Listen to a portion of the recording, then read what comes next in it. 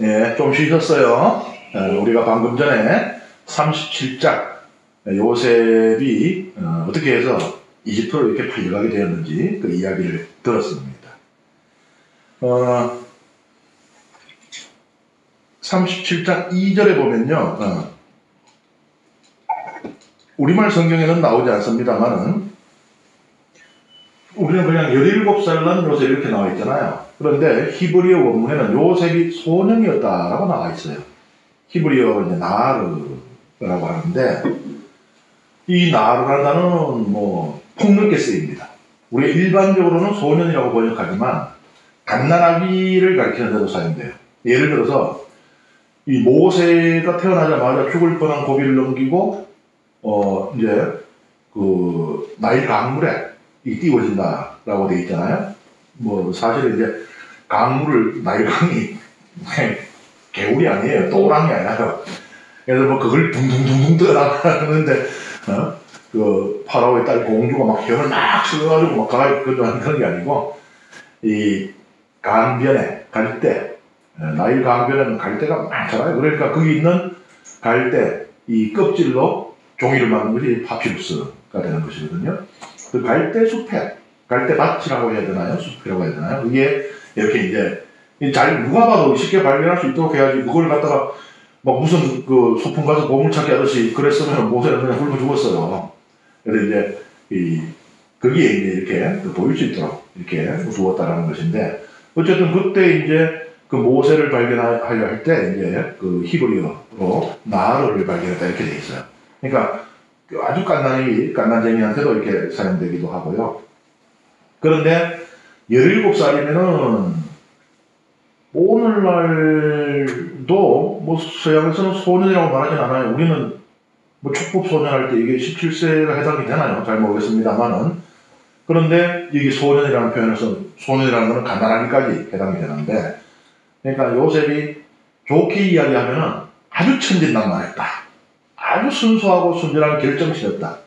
좀 안 좋게 말하면 철딱서이 없었다. 미성숙했다. 우리가 이제 일어나는 일들 보면은 그렇거든요. 네, 그렇게 볼 수 있습니다. 여기 보면은 요셉이 형들에 대한 나쁜 이야기들을 하고 지금을 바쳤다라고 하는데 이미 우리는 요셉은 아주 그냥 천진난만하다는 걸 지금 전제하고 시작을 합니다. 그러니 이게 지금 좋고 나쁘고가 아니고 이게 이제 형들 입장에서 보면 우리 그걸 고자질해 하겠지만은 요셉은 그냥 있었던 일들을 다 이야기하는 겁니다. 근데 이게 이제 그 대상이 되는 입장에서는 아이고 애가 그냥 순수해서 그래 이렇게 뭐 한 번은 두 번은 모르겠으나 그렇게 되진 않겠죠. 그리고 여기에 이제 나쁜 이야기가 뭐냐 하면은 외경 여기는 나오잖아요. 우리 정경에는. 하지만 외경 가운데 12족장의 유언이라는 게 있습니다. 거기에 보면은 양을 잡아먹은 이야기다. 그러니까 이 형들이 양을 잡아먹었어요. 양을 잘 치라고 했더니 그리고 양은 여기 보면 이제 지금 반유목민 상황이거든요. 뒤에 보면은 곡식단의 비유가 나오잖아요. 농사를 짓는다는 이야기예요. 근데 양을 치러 다니잖아요. 스캠에 갔다가 도탐에 갔다가 풀 따라 갖고 다니는 거잖아요. 유목도 있죠. 그러니까 반유목, 반농, 반유목 상황입니다. 그러니까 우기에는 이스라엘의 우기는 10월부터 4월 초까지 우기에는 어디나 이제 비가 내리면 광야에도 풀이 자라요. 그러니까 그냥 거기 자기 집에 있으면서 양을 치면 되고 건기가 되면은 풀이 있는 곳을 찾아 떠나야 되는 것이죠.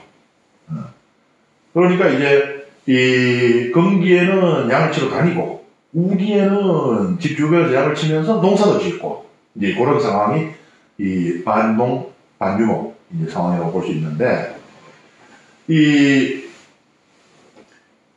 이때 이제 그 유목이 있다고 해서 이거 양 많으니까 뭐 막 잡아 먹었겠네. 그게 아니고 양은 주식이 아니었어요.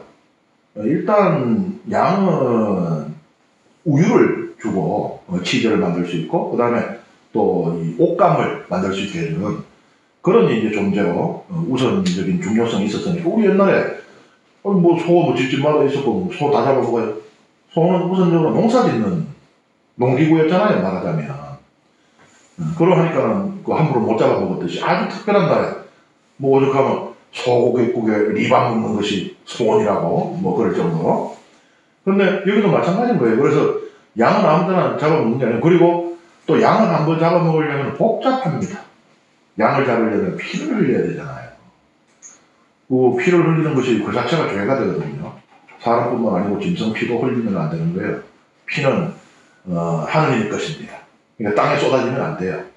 그러니까 양 한 번 잡으려면 예를 들어 큰 잔치가 있다. 결혼잔치가 있거나 혹은 동네에 큰 잔치가 있다. 이러면은 제사를 바쳐야 돼요. 성경에 보면 우리가 나중에 그 레위기를 이제 함께 읽어볼 텐데 친교제 혹은 화목제라고 우리가 부르는 제사가 있어요. 이게 이제 동네 사람들끼리 막 친교하고 화목하게 막 양 잡아 먹으면서 그게 아니고 하느님하고 친교를 회복하는 겁니다. 죄를 짓잖아요. 피를 흘리면 안 되는데 피를 흘리게 되잖아요. 양을 잡다 보면. 그러면은 하느님께 죄를 짓는 거거든요. 이 제사를 먼저 드립니다. 하느님, 우리가 우리 동네에 이런 경사가 없는데 꼭 양 한 마리 잡아야 될 텐데 피를 흘리는데 좀 양해해 주십시오, 하느님. 한 번만 좀 눈 감아 주십시오. 하고 하느님께 이제 기름기하고 가장 이제 하느님께서 좋아하시는 부위. 뭐 하느님의 식성을 뭐 우애하겠어요. 딴 게 아니고 연기 제일 많이 나는 거. 뭐 기름, 뭐 지방 이런 거는 태우면은 막 잘 터잖아요. 연기 뭉실뭉실 나잖아요. 이 하늘까지 올라가야 되거든요. 그러니까 요새같이 이제 고깃집 가면 요새 옛날에는 연기가 자욱한데 앉아가지고 콜록콜록 하면서 먹었는데 요새는 연기가 별로 안 나요. 어떻게? 이 하느님이 안 좋아하는 제사입니다. 하느님 내려가 드실 수 있는 게 아니고 연기로 하느님께 올려드려야 돼요. 우리 지금 분양하는 것도 마찬가지거든요. 향이 올라가는 것이에요. 사제들이 기도하는 손모양이 있잖아요. 여러분과 함께 할 때 이거는 이제 앉는 자세잖아요. 공동체, 친교, 인사. 근데 기도할 때 이렇게 하잖아요. 이게 뭐냐면 향이 올라가는 모습. 그러니까 사제는 향을 안 쳐도 사제 자신이 향이에요. 그러니까 향이 뭉실뭉실 올라가는 그것을 이제 손모양으로 형상화하는 것인데, 뭐 제가 진례 전문가는 아닌데 모르겠습니다만 하여튼 이 하늘로 올리는 거예요. 그러니까 희생제사라고 하는 게 히브리 말로 올라거든요. 무슨 뜻이겠어요? 올라가요. 올라가는 거예요. 올린다는 뜻이에요. 히브리 말하고 한국말이 딱 맞아요. 올라가는 겁니다. 뭐가 올라가요? 뭐 고깃덩어리가 어떻게 올라가나? 연기가 올라가잖아요. 그래서 가장 기름진 부위를 하나님께 바치고 이제 나머지 둘러앉아가지고 길가 친척들 동네 사람들이 먹는 거예요. 그러니까 이런 과정을 거쳐야 되는 것이니까 번거로운 일입니다. 그러니까 매일 삼시세끼 양고기를 먹어도 하루에 제사 3번 바치나요? 안 되잖아요. 그래서 양은 잡아먹는 것이 아니었어요. 귀한 재산이기도 하고 또 이렇게 양을 잡아먹는 것은 이 까다로운 일이었거든요. 여기 이제 형들이 잡아먹었다. 일러 바치니까 야곱한테 되게 혼났겠죠. 근데 아까 말씀드린 12족장의 유언이라고 하는, 그러니까 야곱의 12아들들의 이 이야기다. 유언을 이렇게 기록을 한 것인데, 여기 보면은 야곱의 아들 가운데 가드라고 하는 아들 있잖아요. 이때 이게 얼마나 억울했으면 유언해서 그거를 말합니다. 사실 그게 아니고 곰이 습격을 해가지고 이 양들을 공격해가지고 우리가 맞서 싸웠다. 그래서 결국 양들을 구하기로 했는데 한 마리가 이미 곰한테 공격을 당해가지고 거의 죽을 상처를 입었다. 그걸 죽었는데 어떡해? 그걸 땅에 묻어주나? 아까운데. 그래서 그냥 먹었다. 근데 그걸 갖다 요셉이 아버지한테 형들이 양 다 잡아먹는다고 일러줘가지고 우리 아버지한테 얼마나 겁났냐. 미운털 박혀가지고. 그러니까 이때 이게 얼마나 억울했으면 죽을 때 내 진짜 억울하니 그 얘기를 한 거예요. 근데 사실은 요셉의 잘못이 있을 수 있나요? 어린아이인데 나이가 7살이었지만은 어린아이인데 왜 천진난만은 몰라서 그러는 건데, 제가 볼 때 이 야곱의 이 불행은 결국은 야곱의 죄 때문에 요셉의 불행이 일어나요. 편해. 대놓고 형제들 보고 요셉을 미워하게 만든 것 같습니다. 늙음하게 얻었으므로 다른 어느 아들보다 그를 더 사랑하였다. 물론 막둥이 아주 얼마나 이뻐 보이겠어요. 그것도 있지만은 사실은 우리는 알잖아요. 야곱의 이 라헬에 대한 그 집착과 같은 그 사랑. 그 한 번 내 마음을 얻어보겠다고 20년 무슨 살아도 마음 않고 사랑하지도 않고 원치도 않는 여인들까지 안으로 맞아가면서 라헬 하나 보고 그렇게 한 거거든요. 사실은 그 라헬이 낳은 유일한 아들 아닙니까? 현재까지는. 그러니까 요셉이 아주 그냥 이뻐 죽죠. 그 편애는 결국은 이 라헬에 대한 편애, 그것으로 레아를 불행하게 만들었다. 그게 여기까지 이어지는 거예요. 라헬이 낳아준 아들 요셉을 편애하는 것이죠. 그런데 사실은 라헬이 아들 하나 더 낳잖아요. 베냐민. 근데 왜 요셉을 이렇게 편애하냐? 물론 나중에 보면, 우리 읽어보면 이제 요셉이 죽었다고 생각한 뒤에, 그러니까 이집트에 팔려간 뒤에 죽었다고 생각을 한 뒤에는 베냐민을 아주 끔찍하게 생각하는 것을 보게 됩니다만, 지금 여기까지는 요셉만을 편애하는 걸로 이제 보이는 거죠. 왜냐? 베냐민을 갖다가 라헬이 죽거든. 그러니까는 베냐민을 보면 베냐민이 진짜 제일 막둥이잖아요. 얼마나 눈에 넣어도 아프지 않겠습니다만은 베냐민을 볼 때마다 죽은 라헬이 생각날 거 아니에요. 그리고 그 라헬이 베냐민을 낳다 죽잖아요. 그러나 복잡한 마음이었을 겁니다. 그러니 요셉을 바라보는 것과 베냐민을 바라보는 것은 좀 달랐으리라고 우리가 생각을 할 수 있죠. 여기 보면은 긴 저고리를 지어 입혔다 이렇게 나오는데 뭐 대충 어떤 것이었겠는가 우리가 아마 이렇게 상상해 볼 수 있어요. 이렇게 색색이 이제 들어가 있죠. 요새는 색색이 들어가 있으면은 되게 촌스럽잖아요. 옷이 막 제가지고 옷이 막 빨간 거 파란 거 막 이렇게 있으면은 사람들이 전부 다 읽으면 저 사람 왜 저래? 뭐 아마 이렇겠지만은 고대에는 이게 또 패션의 최고봉인 거예요. 왜냐하면 색을 넣는다는 자체가 엄청난 부의 상징과도 같았습니다. 이 염료를 추출하는 것이 보통 일이 아니거든요. 예를 들어서 자색 옷을 입은 사람들, 예수님 시대라면은 뭐 군인들의 망토 색깔이랑 또 임금들의 옷, 뭐 이런 건데 이게 이제 그 지중해 서해안에 있는 이 뿔고동에서 그 염료를 추출하는데 뭐 요만큼의 예를 들어 염료를 얻으려면 뿔고동 1000개가 있어야 되나 뭐 이런 정도. 그러니까 아주 만들기도 힘들고요. 그래서 이제 이 염색을 하는 것은 대단한 고가입니다. 천 자체도 애지간하면 그냥 아무거나 그냥 걸치고 뭐 하는 거지. 천 자체도 이 양모라든지 이런 것은 대단히 고가했고요. 그 다음에 뭐 아마포 이런 것은 이집트 파라오의 옷에 사용되었을 정도로 그 예수님 시신 아마포로 쌌다 그러잖아요. 그러니까 장래는 최고의 예를 다하는 거예요. 그런 이제 귀한 거였는데 그게 염색까지 하는 거. 대단히 고가. 그리고 이 옷을 입고는 일을 하는 옷이 아니에요. 이것은 이제 귀족들이나 또 왕들이나 이렇게 보이기 위한 말하자면 이제 뭐 어떤 파티 복장 뭐 이런 거지. 이게 일하는 옷이 아니거든요. 그리고 이 옷을 입겠다는 건 뭐예요? 일을 안 시키겠다 소리잖아요. 일을 하지 말라는 얘기죠. 이러한 형태로 이제 우리가 이렇게 상상해서 그리게 되는 것은 족장 시대의 이집트, 물론 이제 여기는 가나안이고 이집트는 좀 다르지만 뭐 서로 이제 영향이 있었다라고 어느 정도 추정할 수 있거든요. 이집트의 고대 벽화에서 이런 형태의 의복의 그림이 발견된 거예요. 그래서 아마 요셉에 지어 입힌 옷도 아마 이런 식이 아니겠는가라고 우리가 추정을 하는 것인데요. 이 복장이 그냥 복장이 아닙니다. 족장의 복장인 거예요. 그건 뭐예요?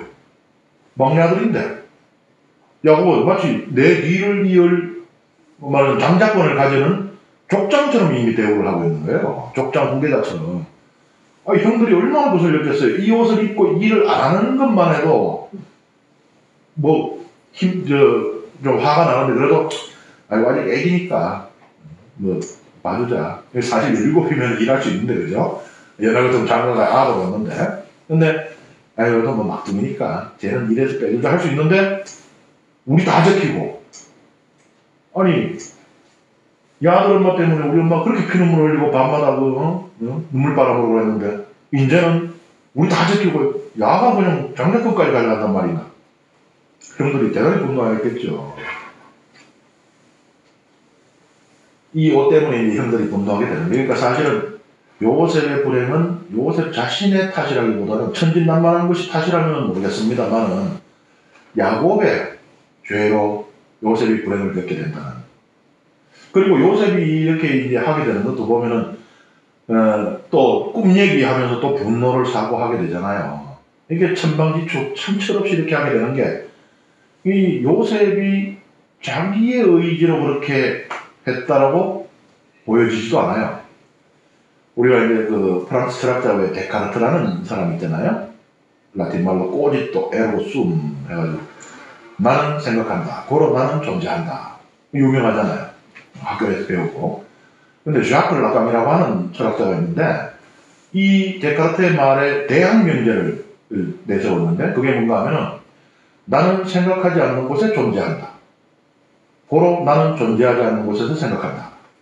이게 무슨 귀신시랄 까먹는 소리가 하겠지만은 쉽게 말씀드리면 이게 여러 차원이 있는데 여기에 관계되는 부분만 쉽게 말씀드리면은 데카르트는 내가 주체적으로 생각을 하고 그 주체적인 생각이 내 존재를 드러냅니다. 그런데 이 ዣ크 라kam이라고 하는 사람은 아니다. 나는 주체적으로 생각하지 않는다. 저 사람이 나를 바라보는 대로 나는 생각한다. 저 사람이 나에게 기대하는 대로 생각한다.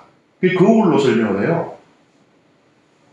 거울을 이렇게 바라보고 있으면 거울에 내비친 모습이 어때요? 키도 크고 얼굴도 막 이렇게 생겼잖아요. 그러면 내가 귀염을 못 들어요. 그 얼굴이 그렇게 귀염 들게 만들진 않거든요. 그러면 그것만 지켜야 돼. 근데 내가 거울을 봤더니 얼굴이 딱 이렇게 뽀송뽀송한 소금털이 나있고 아주 그냥 내가 봐도 깨물고 싶어요. 그럼 나는 어떻게 해요? 귀여운 짓만 하게 되는 거예요. 그걸로 설명을 합니다. 그러니까 사람들이 우리 그 여자아이들 옛날에 키울 때 아유 너는 착해야 돼. 현모양처가 돼야 돼. 그러면 그렇게 하게 된다는 거예요. 그러니까 요셉이 이런 철딱서리 없는 일들을 꿈 얘기해가면서 이렇게 하게 되는 것은 요셉 자신이 난 그냥 이렇게 살아야지. 이게 아니고 야곱이 바라보는 시선이 요셉을 그렇게 살게 했다는 거예요. 그러니까 이 야곱의 불행은 결국 요셉의 불행은 결국 야곱의 죄 때문에 벌어진다는 이야기거든요. 이 옷이 얼마나 싫었는데 그러니까 이 옷을 입히는 순간 요셉은 이제 그런 사람이 되는 거예요. 아주 형제들이 아주 이 옷에 한이 맺혔어요. 그래서 이 옷을 어떻게 씁니까? 나중에 요셉을 팔아넘기고 아버지한테 당신이 그렇게 애지중지하던 당신이 유일하게 아들이라고 생각했던 나중에 보면 어떻게 해요? 아들이 하나밖에 없는 것 같아요. 나는 슬퍼하며 저승으로 내 아들에게 내려가는다. 나머지는 아들도 아닌 것처럼 이제 내 유일한 아들이 죽었으니 나는 살아 의미가 없다. 이런 식으로도 읽힐 수 있는 거예요, 이게. 그 아버지에게 이 당신이 사랑하던 아들이 죽었습니다 하는 증거로 이 옷을 갖다 줍니다. 어떻게 보면 참 자식들이 잔인하게 보일 수도 있지만 이 옷에 얼마나 한이 맺혔으면 그랬을까 하는 생각도 할 수 있는 것이죠. 참 아이러니해요. 야곱이 옷으로 아버지 속이거든요. 에사우 옷 입고 털 입고 가지고.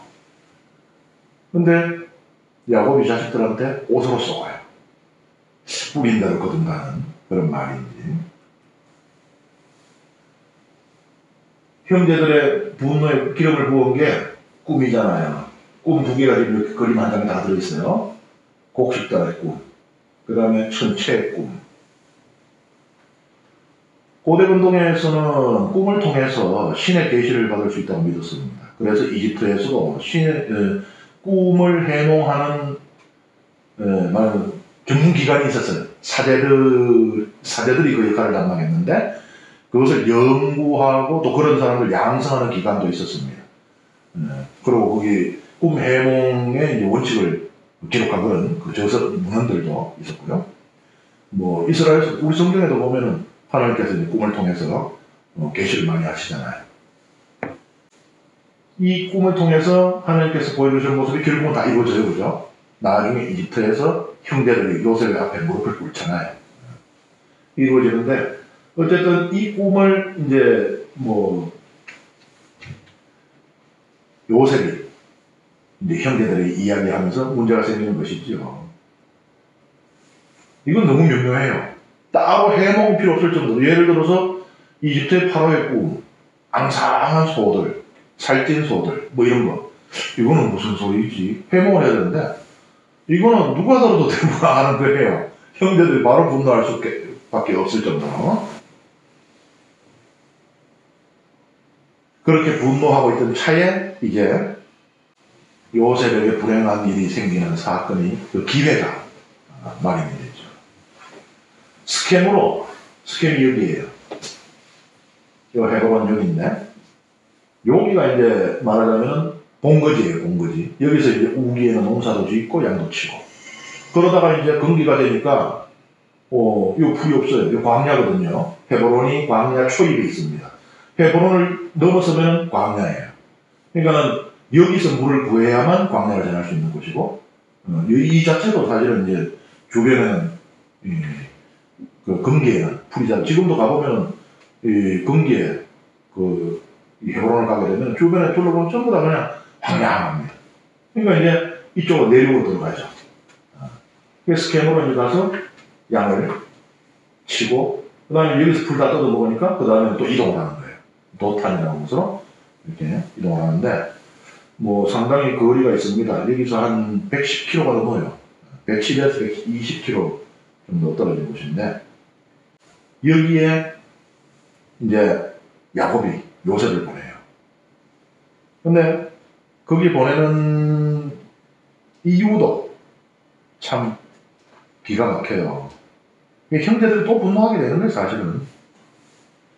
형제들에게 뭐 도시락 갖다 주고 와라 뭐 이런 게 아니고 가서 내 형들이 잘 있는지 양들도 잘 있는지 그 엄마들 또 안 잡아먹나 감시하고 보고 해라 이 소리거든요. 그러니까 형들도 딱 보면 요셉이 딱 나타나는데 뭐 빈손으로 떨려온 거 아니에요. 그 너 왜 왔나? 요셉이 뭐라 그랬겠어요? 아니 그냥 형들 뭐 고생하시는데 좀 도와드릴 거 뭐 이랬겠어요? 우리처럼 요셉이? 순진무구 자체인 요셉이? 아버지가 양 잘 있나 뭐래요 이랬을 거 아니에요. 야 이렇게까지 우리를 못 믿는 거야. 그러면서 얘는 이렇게 철석같이 믿고 얘 말 한마디면 얘가 양 잘 있다면 잘 있는 거고 양 다 잡아먹고 다 잡아먹은 거고 어떻게 이러실 수가 있는가. 형제들이 분노했겠죠. 거기다가 지금은 집에서 멀리 떨어져 있고 아버지도 없잖아요. 무슨 일이 일어나도 일어날 수가 있는 곳이죠.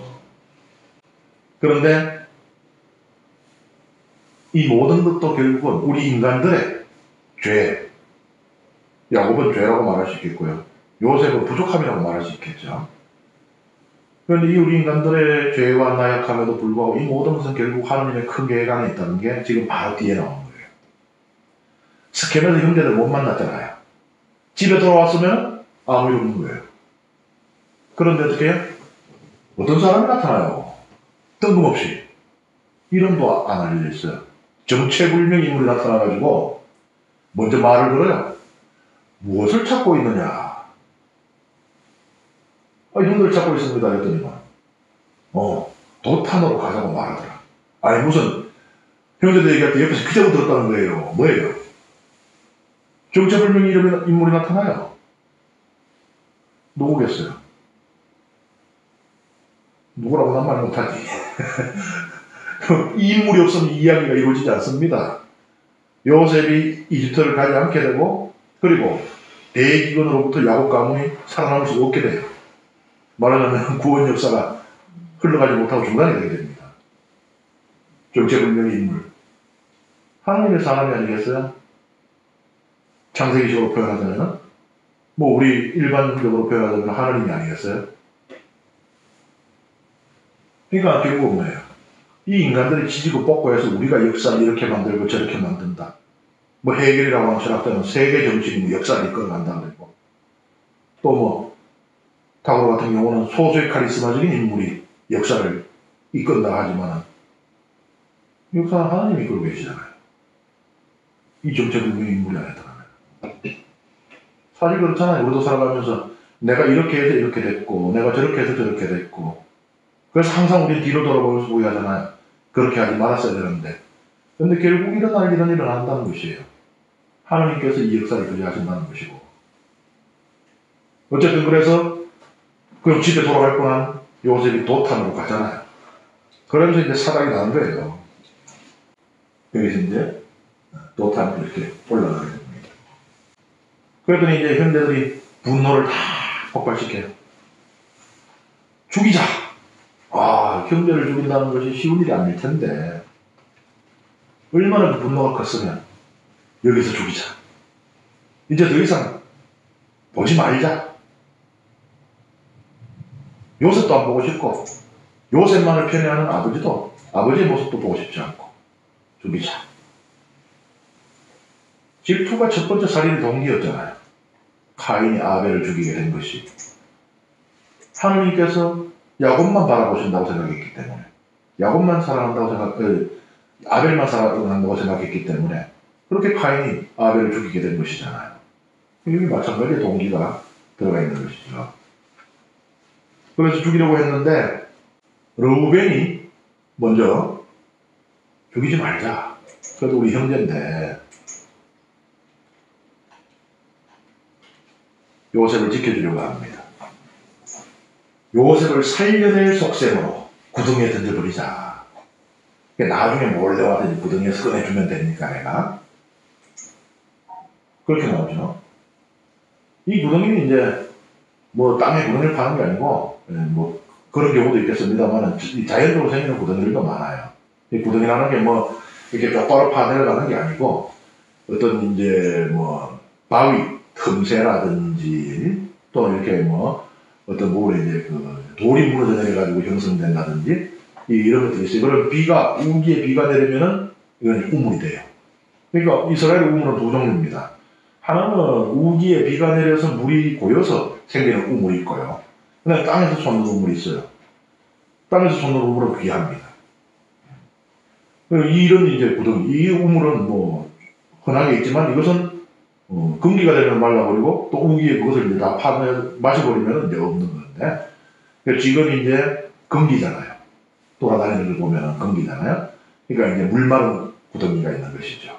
거기에 이제 던져놓자. 그리고 구하려고 이제.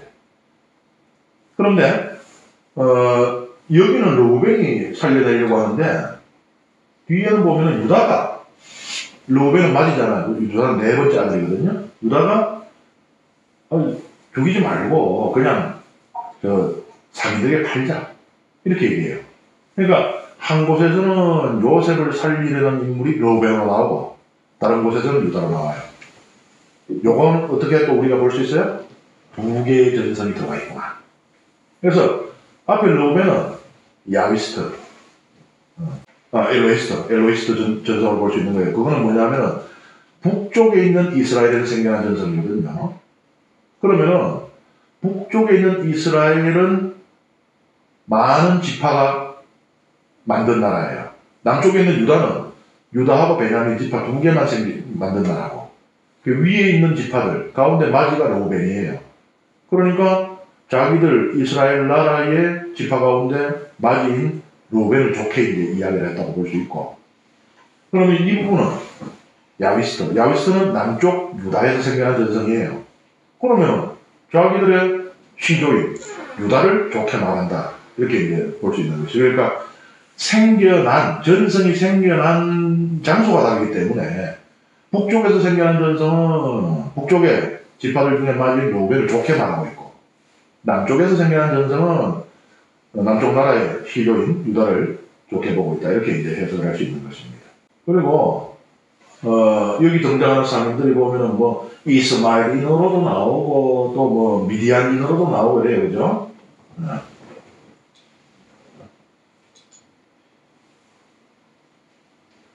여기 미디안인으로 나오고 앞에는 이스마엘인으로도 나오고 이것은 이제 판관기 8장 22절에서 24절을 보면은 같은 민족으로 나와요. 이스마엘인들하고 미디안인들이 같은 민족으로 나옵니다. 그런데 이 본디 다른 민족이거든요. 그래서 판관기에서 왜 그럼 이렇게 이야기를 하는가? 아마 이스마엘 민족이 있고 미디안 민족이 있는데 이스마엘 민족이 미디안족을 흡수 통합했기 때문에 그 판관기는 그 이후에 써졌기 때문에 뭐 결국은 같은 민족이다. 이제 이렇게 표현한 것으로 보입니다. 여기서 이제 팔아넘기는 것은 노예로 팔아넘기는 거예요. 그 노예 매매가 역사가 굉장히 깊습니다. 아주 고대로 거슬러 나와요. 고대 이 근동에서 노예 매매는 되게 흔한 것이었어요. 왜냐하면 전쟁을 하면 노예가 생기거든요. 그러니까 노예라고 하면 거의 99.9%는 전쟁 노예예요. 자유를 얻는 경우는 아주 드물었습니다. 그러니까 오늘날은 예를 들어서 우리가 어디 뭐 인질이 되려면 국가 차원에서 나서서 막 어떻게든 뭐 어떤 좀 큰 희생을 치르더라도 인질을 구해내려고 하지만 고대에는 그런 경우들이 잘 없었어요. 뭐 이게 전쟁에서 패하고 잡혀갔는데 그걸 데려온다고 해도 우리 사회에 별 도움이 되지도 않고요. 그럼 어떻게 해요? 그러니까 전쟁에서 포로로 잡혀가서 그런 치욕적인 삶, 동족으로부터도 버림받는 삶을 안 겪으려면 어떻게 해요? 죽을 때까지 싸워야 되는 거예요. 죽게 살기로. 그런 것이고요. 예외는 있었습니다. 이 병에 걸린 이런 사람들이라든지, 그러니까 노예의 구실을 제대로 못할 것 같거나 혹은 이게 뭐 병을 옮길 것 같거나 이런 경우는 이제 그냥 돌려보내는 것이죠. 그 이외에는 그러니까 한 번 전쟁에서 패해서 한 번 노예로 끌려가면은 다시 돌아오는 경우는 거의 없었다라고 볼 수 있는 것입니다. 여기 보면 이제 은전 서문잎에 팔아넘겼다. 예수님은 은전 서른잎인데 서문잎에 팔아넘겼다. 이렇게 나옵니다. 요게 뭐 작은 돈이 아니에요. 은전 서문잎이니까 뭐 20개 뭐 얼마 안 되지 이게 아니고 한 그 당시에 추정하기로 이 품삯을 받는 것으로 계산을 하면은 한 2년 정도의 일당. 그러니까 작은 돈이 아니에요. 물론 이제 한 사람, 한 생명의 무게에는 턱없이 작을 수 있지만 그래도 아주 작은 돈은 아니다. 요게 누가 정했냐? 요셉의 형제들이 그래도 우리가 20냥은 받아야 되겠어 했냐? 아니면 미디안 상인들이, 이스마엘 상인들이 20냥은 우리가 줄 수 있다 이랬냐? 그러면 사람마다 좀 달랐냐? 누구는 뭐 30냥, 10냥이 아니고 이 시대보다 훨씬 지금 이 이야기가 펼쳐지는 시대보다 아주 훨씬은 아니고 조금 더 앞선 바빌로니아, 고대 바빌로니아의 함무라비 법전에 노예 가격이 이렇게 32% 돼 있어요. 그러니까 이 고대 근동에서는 노예 값은 그냥 30립 이렇게 됐던 거죠. 유다 랍비들은 여기에 대해서 또 해석을 붙이고 있는데요. 이 은전 서문잎을 그러면 갖고 뭐 했냐? 참 궁금한 것도 많아요. 우리는 그냥 은전 서문잎이라는 것도 우리는 별로 이렇게 머리에 안 들어올 텐데 그냥 팔아넘겼구나 하는데 랍비들은 성경을 되게 꼼꼼히 읽거든요. 그리고 상상력이 되게 공부합니다. 그러니까 그 서문잎이 있고 뭐 어디로 갔을까? 뭐 했을까?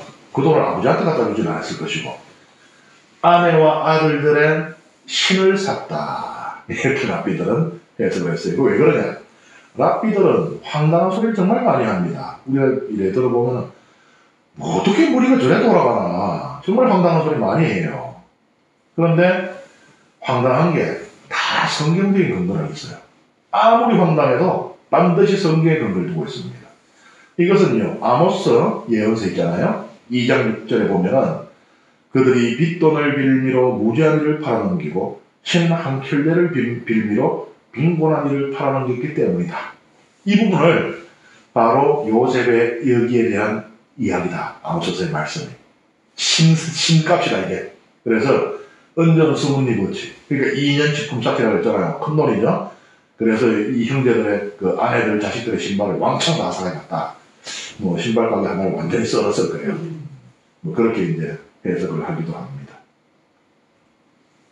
그렇게 해서 이제 아우를 팔아넘기고는 아버지에게 돌아갑니다. 그런데 우리가 동생 하도 미워서 노예로 팔았어요. 이럴 수가 없잖아요. 그러니까 이제 이 죽음을 가져가는 거죠. 요셉의 그 꼴 보기 싫었던 그 긴 옷, 장저고리 거기에다가 이제 염소의 피를 묻힙니다. 그리고 아버지한테 이제 가져다 주죠. 여기 보면은 야곱이 옷을 찢고 허리에 자롯을 두른 뒤 아들의 죽음을 오랫동안 슬퍼했다 이렇게 나오잖아요. 이게 전통적인 애도의 행위예요. 옷을 찢어버리고 자롯을 허리에 이제 자롯이라는 이제 그냥 푸대 같은 거, 뭐 비료 푸대 같은 그런 거, 그걸 이제 뭐 이렇게 애도를 하는 것입니다.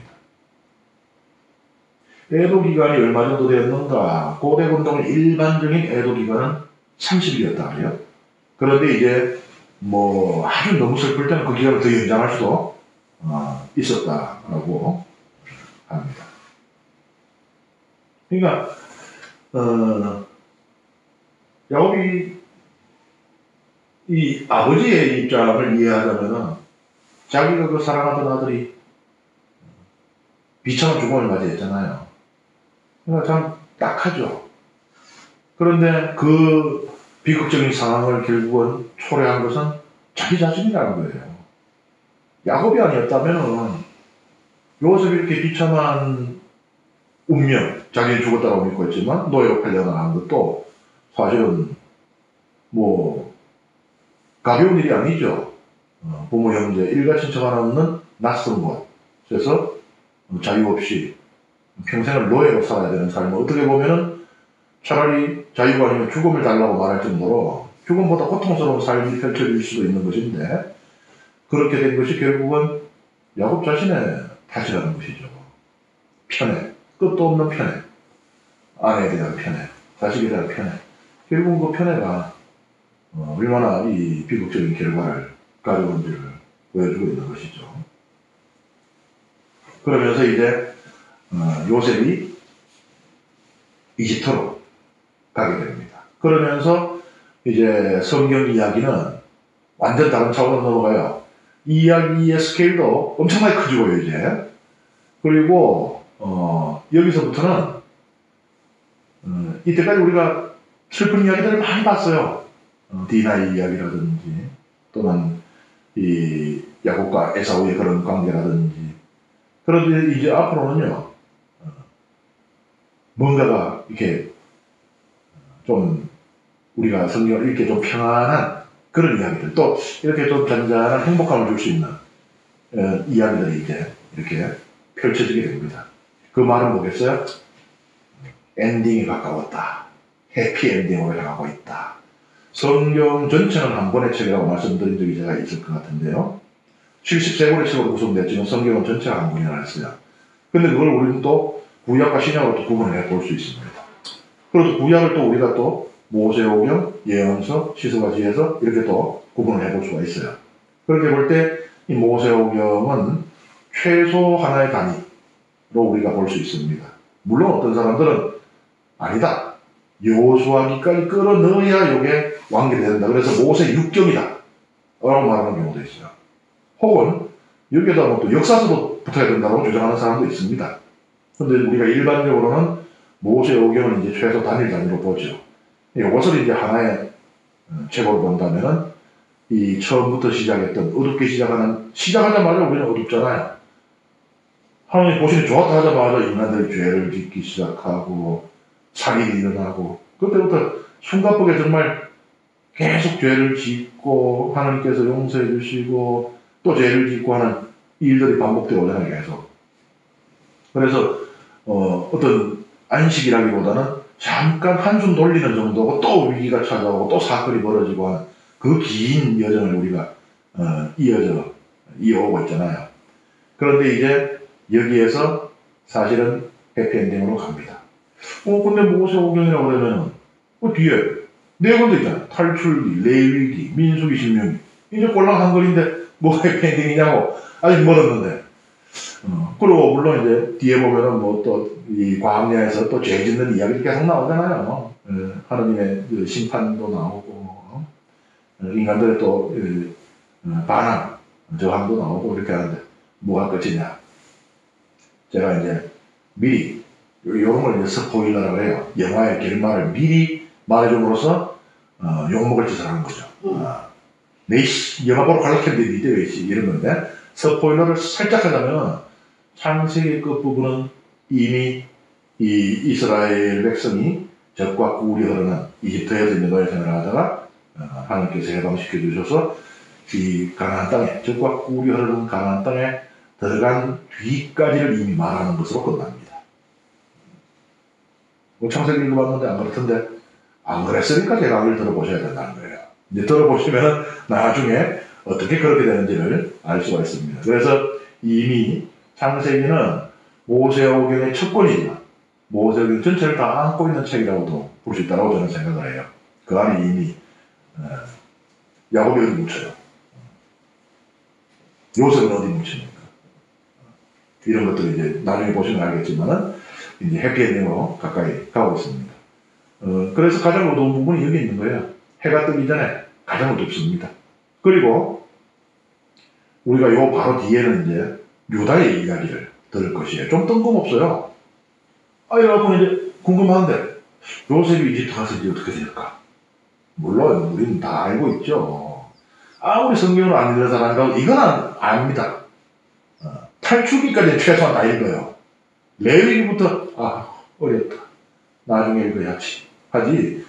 웬만하면요. 초등학교, 주일학교만 졸업해도 탈출기까지는 안 돼요. 그러니까 우리는 알지만 모른다고 한번 생각을 해보세요. 이제 어떤 일이 벌어질까?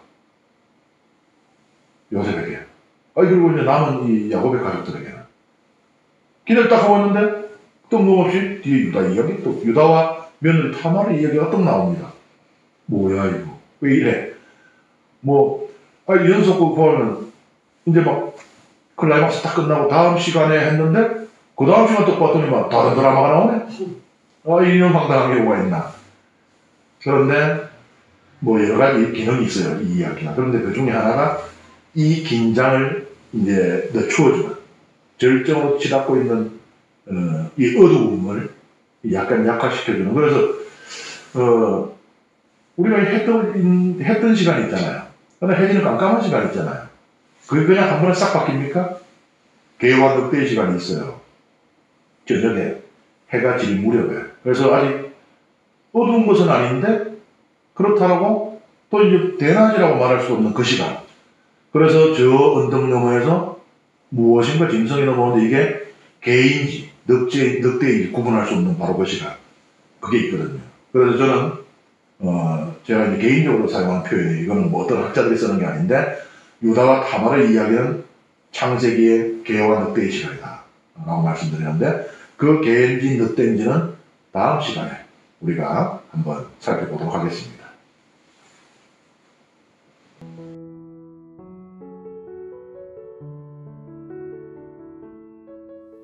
성부와 성자와 성령의 이름으로 아멘. 영광이 성부와 성자와 성령께 처음과 같이 이제와 항상 영원히 아멘. 성부와 성자와 성령의 이름으로 아멘.